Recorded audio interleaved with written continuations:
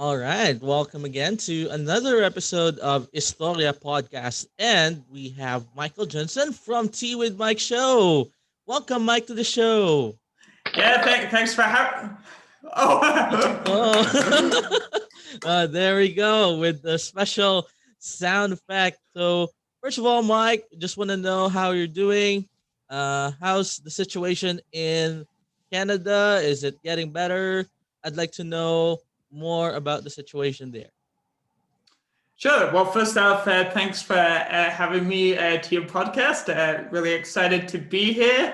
The current situation in, I guess, Alberta, Canada is, I guess, it's not as bad as it is in other parts of the world. For example, the US, but at the same time, the cases like keep going up and then they drop a little bit and then they go up again. So we're kind of like we're not making any progress, but we're not getting dramatically worse at the same time. If that makes any sense. Yeah. So it's like a seesaw thing. Yeah, you got it, man. It's like a roller coaster. Like we haven't exploded to hit like I guess the peak, but we're just like inching up the track, and then we're going down, and then we're going up. So we're not really going either terribly one way or like great the other way. So I think it'll be some time before it, like anything changes dramatically. Right. And with all the vaccines and stuff, right? I'm sure that it's gonna get better from here. Maybe 6 months from now, where we will be seeing a lot of improvements. I'm really forward. I'm really looking forward for this year. It's gonna be a very positive one. A year of recovery, a year of a comeback. Awesome. Yeah, So that's a good attitude to have, you know? yeah, definitely. All right. So first of all, I just wanted to thank you for not just being on the show, but also being putting yourself out there, Mike, because your content, your writing style, I pretty much adapted some of it. The way you write the content, the way you post them on different social media platforms. I really learned a lot from you. So thank you so much, Michael.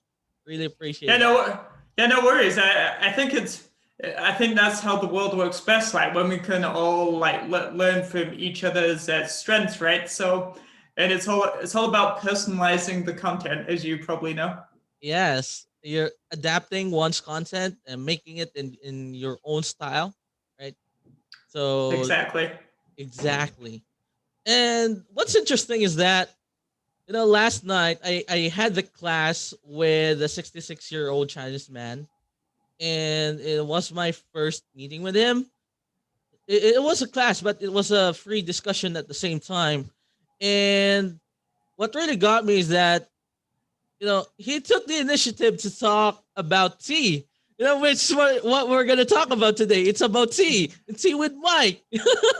So yeah, I'm really excited. That made me more excited about the show, and of course, uh, unfortunately, I think I forgot most of the parts of his discussion. But one thing I remembered is his belief about tea, and he said that you know his belief about tea is that the tea is an integration between man and nature.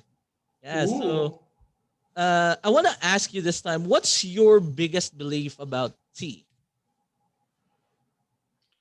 my biggest. Oh, that's a good question. So I guess my biggest belief about tea is, it's well, I'm not even sure if it's a belief, but you should. I seek tea in times of low energy or I guess discomfort moments. So let's say I'm going about my day, I get mad at something, or my day's not going as planned. It seems like a good cup of tea, in my opinion, is a good way to I guess like reset, to like try and get like back on track. Okay, this didn't go very well for whatever reason. I'm just going to take a pause. I'm going to have a cup of tea, and then I'm going to kind of realign, reevaluate, and hopefully move forward. And and then obviously it's like tea for me, and then I'm sure you have something that you turn to when you need I guess a mental pause or a break or a reset, right? Right, definitely a break. De-stress a bit. If you're stressed at work, if you're having problems at work, a cup of tea will make your day better, right? Then it, oh, you're actually drinking tea right now, so that's amazing. um, This is a true fact. I can't go more than a certain amount of time without looking for some tea. So I think it's a part of me, like my DNA. wow, I'm really amazed with that, Mike. So super awesome.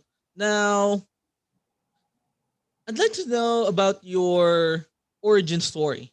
You know, what was the origin story of Tea with Mike? I've read about some of your whys about doing the podcast, that you love conversations, you love talking with people, but I want to dive deeper a little bit more into it. Like, what motivated you to launch your own podcast?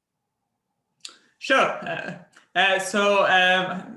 Originally, as people may have detected by now, like I was originally born in England, and so growing up, like I lived close to a small town, so everything's very small scale. I used to live in a village with like less than 100 people, and I went to school in the local town. So towns and villages are probably like 90% smaller than a city, which is more common over in North America. So lots of greenery, lots of hillsides, lots of British pubs, sheep and cows, and historical castles. And I lived in a town near Richmond, North Yorkshire, and it's known for its history. It's got a Georgian theatre with like Shakespearean boxes, and it's in its original format.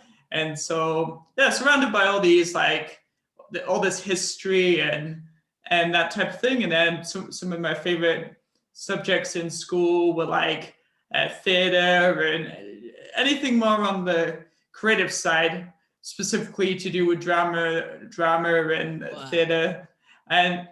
But so don't ever ask me to play a musical instrument, because you might just get a triangle at the best. But no rhythm, but a deep appreciation for like the more creative subjects. So don't ask me to come up with a chemistry formula, because we ain't going far. So Yeah. And then I guess growing up in school and moving forward a little bit, like I've always loved to, I guess, talk and I've always wanted to be everyone's best friend, which obviously has its pros and its cons, and I'm sure you can figure out some of those. But so theater, drama, started acting in shows. I played Franz the Butler in Sound of Music, always took part in my local school productions. I was in Oliver Twist. I was in the Fagin's Gang, so I could always act. I was better than the average actor. You could always teach me how to dance, but I could never sing, and so that's a part of it which stopped me from, I guess, maybe pursuing it professionally, because at one point I wanted to be a professional actor. So like I said, growing up, I always enjoyed theater, and that was probably like my favorite subject. And then I got involved in the local youth theater. So then I got to perform on the Georgian theater stage that I just kind of described to you. It's one of those moments that'll like never leave me. It's a part of my DNA and who I am. Just that feeling of walking up the creaky like wooden stairs, and then the curtain opens and there's the audience sitting in like the Shakespearean boxes, and it's super small and intimate. So you hear every gasp and every and every boo and that sort of stuff. And Yeah. I and I also volunteered there a little bit, so that was good. And always used to go to the local pantomime every Christmas. That was just like so much fun. So then get through school. I never really stood out at anything in school in particular. I tried super hard, but I guess I tried super hard, but I was never an A pupil. I definitely had some challenges. I discovered, well, I guess I learned / discovered that I had dyslexia, so things didn't naturally come to me like sometimes. It was more just in like, it took me a lot longer to process or learn the same piece of information as someone else. So like I could probably spend 5 times as long to retain a piece of information as somebody else. So that's like quite frustrating, right? And then so also you might be able to tell, I don't know, but I also have ADHD. So like that brings its own set of challenges. But that so yeah, so that was in school, and then I actually did quite well at like I guess English and English literature too, and like in exams, just because I had a tutor, and I loved, I guess, the element of storytelling and poetry and that type of thing. So English should probably be like second behind theater. And so I did my exams, and then I started doing A levels in England with the intention of going to a university in England, because it's a little bit of a different educational system. But that opportunity never happened because me and my family moved to Canada when I was 17. I'm 25 for context. I moved to Canada. I have to finish high school in the North American system, which was really weird because they definitely didn't know how to translate my qualifications and my education in England into the North American education system to determine what I needed to pass grade 12.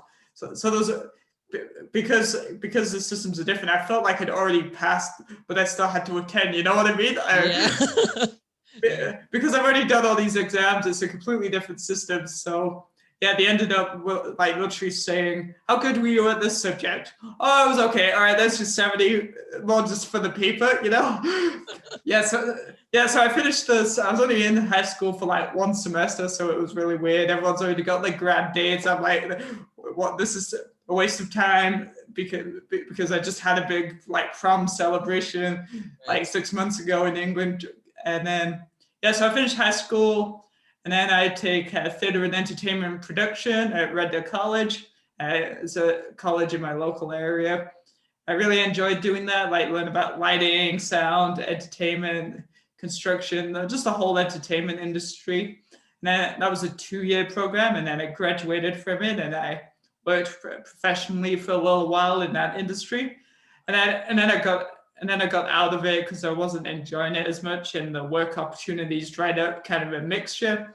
And then I did some everyday jobs, like I worked in security for 4 years and went to the box office and all those types of jobs. Again, always people-facing jobs.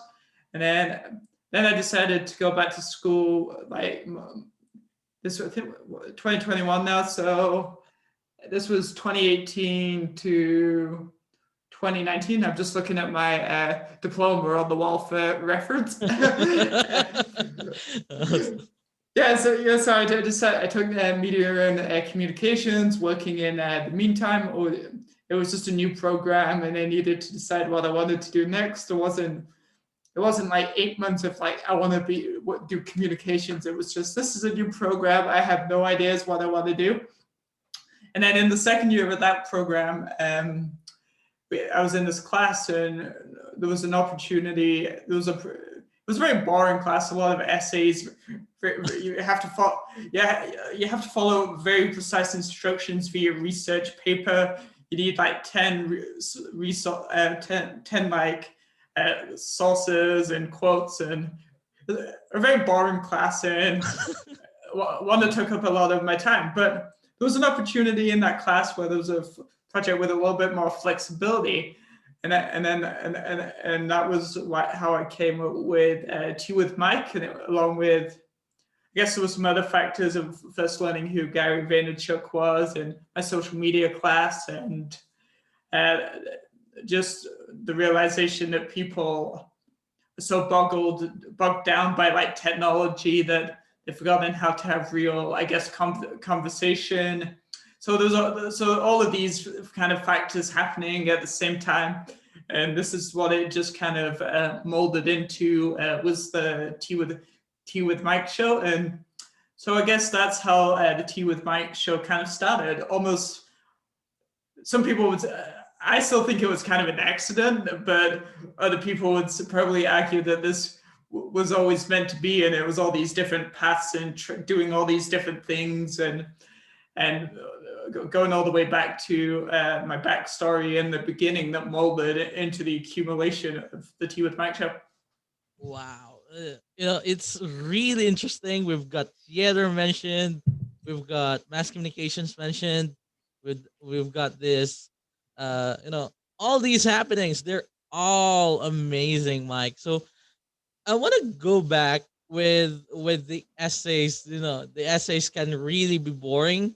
I felt that way too. At times, those requirements, the work required, like, I would say, uh, if you're gonna make an essay, they would require you to make this 500 words, 1,000 words, which can, it's really hard. It's really a hard task, and sometimes you will really find that difficult to, just find find some words to extend that piece of information just to make it to one that particular set of words, 1,000 word, 1,500 or whatever. Oh yes, I know the struggle. Yeah. And theater. Wow. It's reminding me of my experience in theater too when I was in college. Like, I was doing theater in when I was in third year college, in my university years. And at that time, I didn't know what to do. I was hopeless. I was addicted to computer games, and one day I decided just to try things out, just to divert my attention a little bit, and I really learned a lot. I really learned a lot. It's really outside my comfort zone, and as many people will say that the stepping outside your comfort zone is where the learning is. That's where the learning curve is. And I would also recommend people going to theater try things out for a bit for themselves, because it's just meaningful. It's just amazing. So I definitely, it's just an amazing experience, and I'm so happy that you got into theater as well.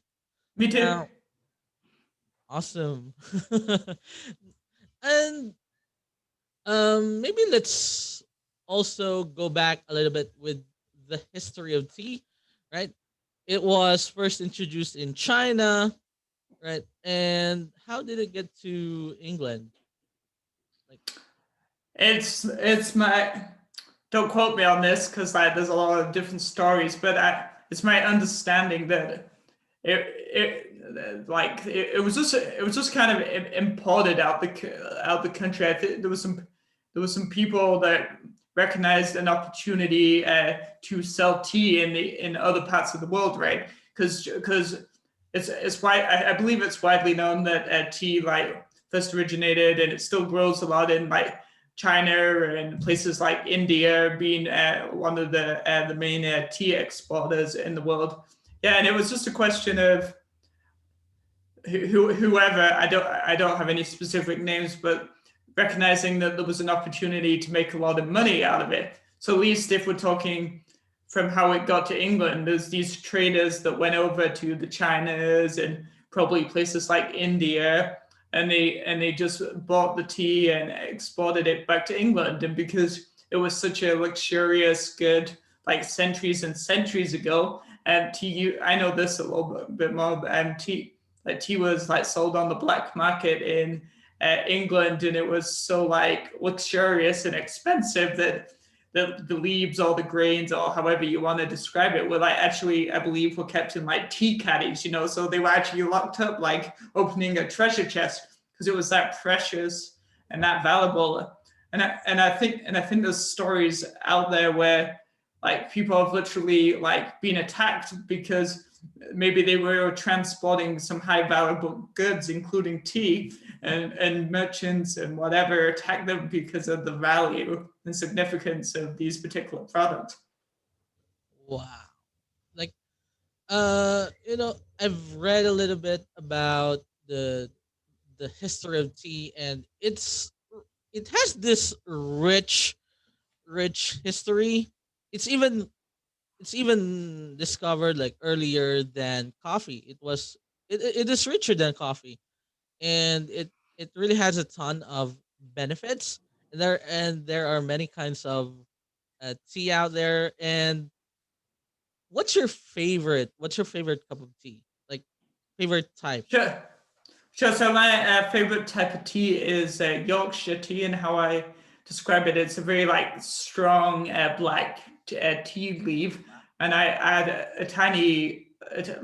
When I was little, I used to add a ton of milk, and I used to suck it out of a bottle. But these days, I just add a tiny little bit of milk because I guess I have an appreciation for strong tea. But of course, there's so many different varieties out Yeah. there. There's all the different fruity flavors and the sour teas and the Earl Greys of the world. And it's just like anything. Like there's so many that you just have to find like your preference. And I guess I've been stuck on this particular like type of tea for like a very, a very long time. And whilst occasionally I have other teas, sometimes you always just go back to your favorites. You know what I'm saying? Right, definitely. Now describe your first ever tea experience. What got you hooked up into tea? Like Oh, good. when you tasted It's it for the good. first time. Well, like I was sort of alluding to, my first tea experience was probably when my parents fed me tea, like fed me. Well, yeah, like made me tea in a bottle. So I guess it's inherited from my parents, and I used to spend a lot of time at my grandma's. So if you want to trace it back further, that's probably that was the tea of choice in their house, and you can probably go back even further than that. So I think it was just fate and destiny. There aren't any like hard reasons, but my earliest memories of drinking tea are out of a bottle as a young child. Wow. Like also as you mentioned your grandparents, grandparents, and for sure, grandparents, those grandparents or parents, really love drinking tea. And some people, my grandmother, although she drinks coffee, but there are some cases that she misses drinking tea. Yeah. And it's a healthier alternative to coffee. I think it's even healthier than coffee itself, because there's much more benefit to it. I don't know. I'm not an expert about tea, but Well, yeah. yeah, yeah. Not that I have put that much time into research, but that is my basic understanding too. Especially green tea has been one of the that's the one of the most like healthy teas apparently for the oxidants and that type of thing in it, and apparently it's good for digestive systems and that type of thing. Yeah, indeed. And there's a little bit of caffeine too, so it makes you energized. Yeah, I remembered what that guy said. My student said last night that it has caffeine. It's like coffee as well, and that was amazing. Yeah, It's taking me back to that memory last night. Still fresh, still fresh. Awesome. Now, how do you balance your between doing your podcast and then working on your full-time job? I believe you're doing both at the same time, right? And for Yeah. some, it's hard, it's difficult to balance both. It's balance having side hustle and having the full-time job. How do you manage those? Uh, well, yeah. So I have a part-time job, and then I also have the show, and now I'm also starting to expand into kind of like helping others in a variety of different ways. So I guess the way I stay organized, because time management is not one of my biggest assets, comes partly from having ADHD, and I've just never been good at managing Yeah. time. So for me to get the most out of my week, to feel like I've made progress, I have to have processes and structure in place um, to make everything work. So I'll give you some examples of some tools I use to help me do that. I definitely use calendars. I block out periods of time. For example, Tea with Mike, I always record usually on Wednesdays at 1:30 Mountain Standard Time. Like I know I always edit my episode right after I do it. I know I promote on these days and these days. And so I build up a pretty, it's not to the minute, but it's like blocks of time that I allow in my calendar to do certain types of things. So calendar, number one, and number two, I have a notebook where I write down what I've got to do in a little bit more detail compared to the calendar, which is just blocks of time. So I always writing things down in my notebook and then crossing them off. So when I've achieved that, and that not only gives you a good feeling, it's just help keeping you focused and on track. So I guess calendars and notebooks is how I do it. But of course, there's a lot of different ways for different people, right? Correct. And what I notice also when I watch your podcast is that you're also taking notes while doing it. That episode with the writer, I forgot the name of the writer, but yeah, you're taking notes. You're making sure that everything is documented. You're taking it in a journalistic way. So Yeah. yeah, it's fantastic, and not a lot of not a lot of podcasts do that, because when I observed other podcasts, they don't do that. It's your unique style, and I Oh, that's really, true. yeah, I admire that about you. So that's awesome. Yeah, Yeah, no. I was always fascinated, especially early on in my like when I was beginning to grow. This show was. Would people find it annoying that I was taking notes at the same time? Because, but nobody's ever told me that like ultimately they find it annoying. So I guess it's just something I've kept on doing, right? yeah. I think it's your signature. I think it became your signature now. Your habit, for sure. So that's fantastic. I love that. I really love that. And so we all had these setbacks. You know, uh, we all had these failures. We all had this, because of the pandemic, right? We have these, uh, and all these setbacks are just temporary, right? I want to know what's your biggest failure for the past year during the pandemic, and how did you learn from it? My biggest failure.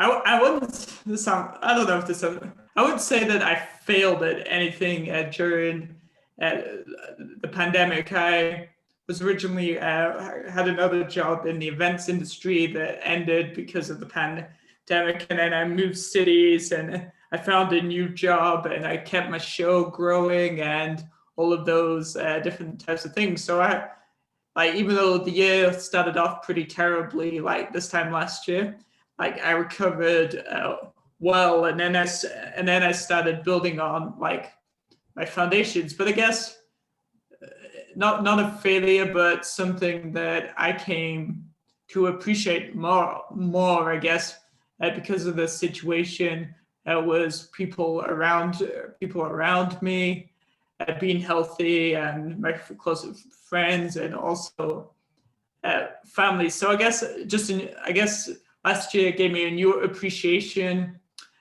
for what I have, and then also even throughout the Tea with Mike show, as I've heard other people's struggles and stories, all those moments when I hear about how they nearly killed themselves, or they were bankrupt, or they came back from absolute zero, also gives me an appreciation for what I have.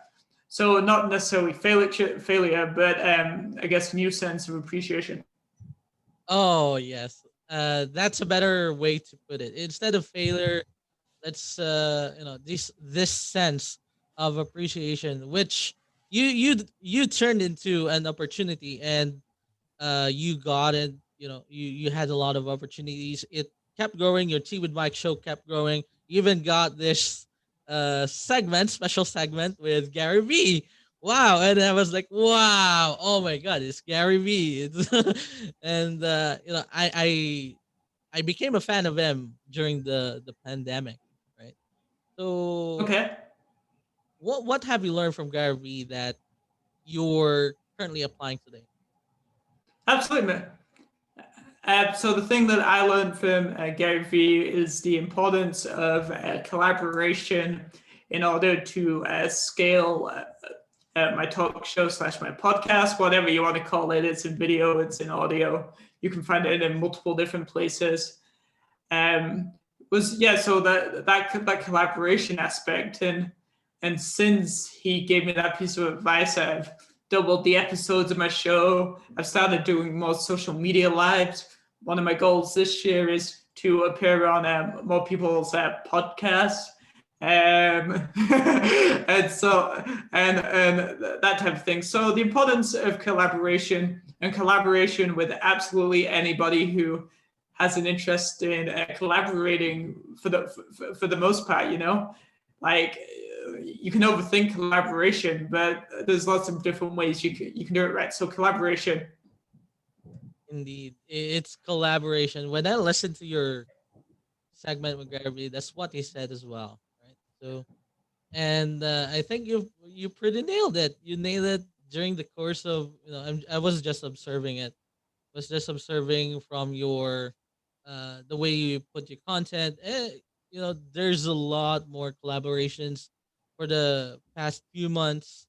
I've seen you appear on more podcasts, and you even took the initiative. You even took the initiative and say, "Hey, Kim, how can I get on your podcast?" And it was like, "Oh my god, wow!" I was blown away, and great timing at that time. I was a little short with my guest, so it brought there's a ton of value with collaboration, and we wouldn't have been able to meet each other. We wouldn't be able to talk like this if you didn't take the initiative. So really huge thanks for that. I really give you kudos, big kudos for that. Thanks, And man. Appreciate it. yeah, um, as a mass media practitioner, what is something that you haven't learned in your degree that you just discovered while doing your podcast? Great question, man. And that's all these questions have been really good.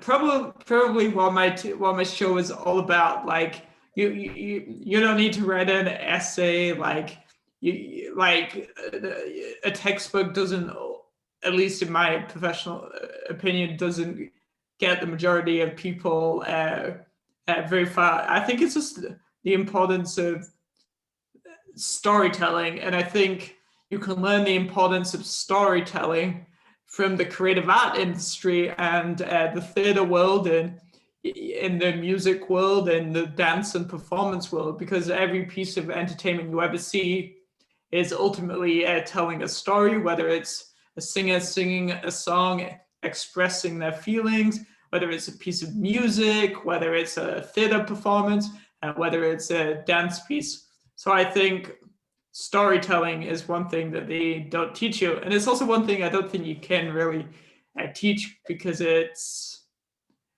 each person has to find I guess find their own path, if that makes sense. It's like something you have to self discover as you gain more experiences in life. Yes, and of course the mass media. I'm sure mass media really teaches storytelling, but I don't think it's in my case.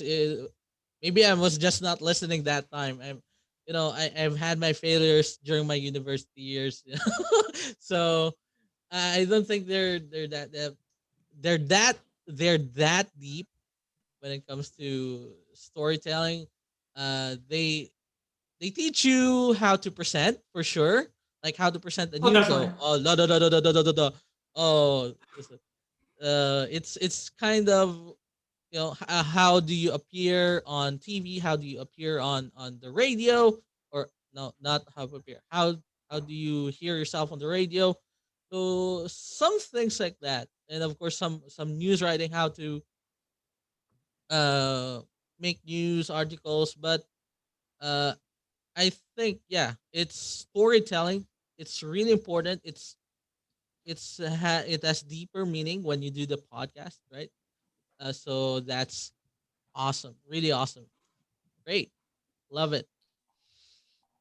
Mm, so what's your opinion of the podcast industry for the next 5 years, and how will you see yourself by that Hmm. time? I think the podcasting industry, again, without referring to anything specific that I've really read, I just think it's going to keep growing, and because like the advantage of audio and even voice in general is you can be multitasking and doing other things at the same time versus like watching a video. You can be eating dinner if you're by yourself, or you're cooking, and you can hear the audio, and the audio is not going to stop if you log out of your app or your screen or that type of things, which prevents you from watching videos in for the most part in the same way. So I just think it's going to become more and more popular, and also I think that acceleration is being increased by the global pandemic that we currently find ourselves in, because a lot of people, like unfortunately, for stuck at home, and some people are looking to develop new hobbies, and there's a lot of people out there that have years and years of experience, and are trying to translate that into a podcast to share in the world. So that's my, I guess, opinion on that one. And then for, I guess, the Tea with Mike show in 5 years, I haven't really thought. Well, I haven't really thought about it. I'm just going to keep growing it and growing it, and it'll take its like own, I guess, natural path. Like I just got to keep doing what I've been doing in year one and in year two of the podcast, and the rest will take care of itself. I'm a firm believer, but I would love. I would love to be of being heard in, I guess, every single country around the world. That'd be pretty cool. Yeah. I think I've been seen or heard so far. Last time I looked at my like analytics, I think it was like 45 countries, so that was cool. Wow. Yeah, 45 countries. Yeah. yeah, so just keep having fun with it. Keep hearing people's stories, opportunities. I'll self-generate from the show. I guess is the platform and the catalyst. So yeah, just keep having fun. Just keep hearing stories. Keep feeling goosebumps. Keep crying. Keep laughing. All the stuff that is what we should be doing on the daily. All these emotions, just doing the process, staying on the course. That's definitely where you'll see yourself by that time. That's awesome. And now that reminds me, you know, when I hear about podcasts, actually I don't know about podcasts before I started it. So podcast industry in the Philippines, it's it's also growing. It's not Nice. yet mainstream. It's not yet mainstream. Even in my community, in my area here, they don't know anything about podcasts at all. Right? My family, no, they don't know. My friends here, uh, my colleagues from another province, they don't know anything about podcasts. You could be the biggest podcaster in the Philippines. Yeah, let's hope so. Hoping for that. Yeah. If there's no market, make a market. Yeah. Yeah, but it's really growing now for the past few years, especially the Spotify. I think Spotify made the right move for that when they, they started investing in podcasts because before, like, podcasts are pretty non-existent here in the Philippines, and not until Spotify came into play. So, so that's really amazing. So, podcast industry will surely be growing for sure. So I would definitely say that 100%. And here's an interesting part, and I always ask this to my guests, right? Rate your happiness level from 1 to 10. Like with one being the worst. Huh? Yes, yes. 1 being the worst and 10 for the best. Yeah. Probably like a solid 9. All right. Why 9? Why 9? Because you're always there's always room for improvement, and not everything is always like green grass and happy. Of course, there's going to be low energy days or things that Oh. didn't go as well as you hoped and that type of thing. But generally speaking, like things are going pretty solidly given the circumstances that we find ourselves in. So I'm putting myself. If you keep putting your guess on a score chat, I'm going to place myself at number 9. Oh, there we go. It's number 9. So, you know, number 9 being very happy, super happy, and that little one there is it's a room for improvement. So that's great. Wow. By far, it's been an amazing journey. It's been an amazing episode. So what's your recommendation for people who might want to try tea? Just try it. Like that was the attitude to how I got started in podcasting. Just do it. Keep it simple. Pick up a teacup, grab some tea from your local store, and give it a whirl. It's like anything, right? Yeah. What do they say? You have to try something 3 times to see if you ultimately like it or don't like it. So apply the same principles that you would apply to anything else, like trying a new food, to the principle of drinking tea. Right. So it doesn't need to be fancy at all, right? It doesn't need to be fancy. Like No, try this kind of tea. You need to try this oolong tea. You need to try. You need to pick a specific cup of tea. Just try anything, any cup of tea. yeah, Yeah. for sure. Go for the middle of the range. You know what I mean. You're not going to get the true experience if you go usually at the bottom end.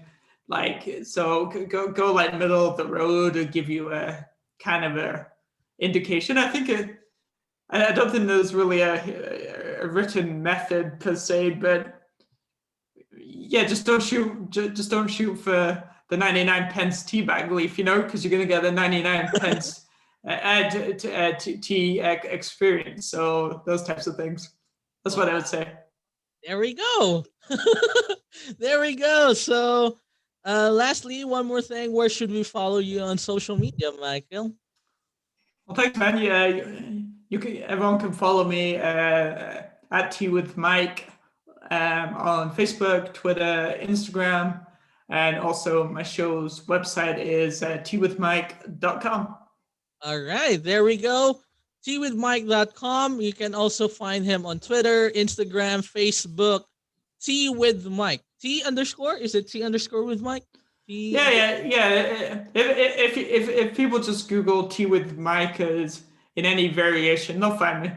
Yeah, there we go. So, Tea with Mike, please follow. Please listen to his podcast. There's a ton of meaningful stories, ton of amazing guests, including Gary V, the great one, the goat.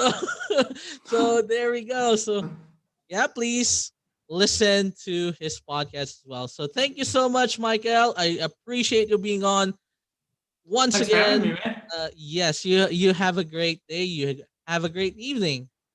Thank Yeah, you. you too. I need to. I'll go make some more tea now. All right, fantastic. All right.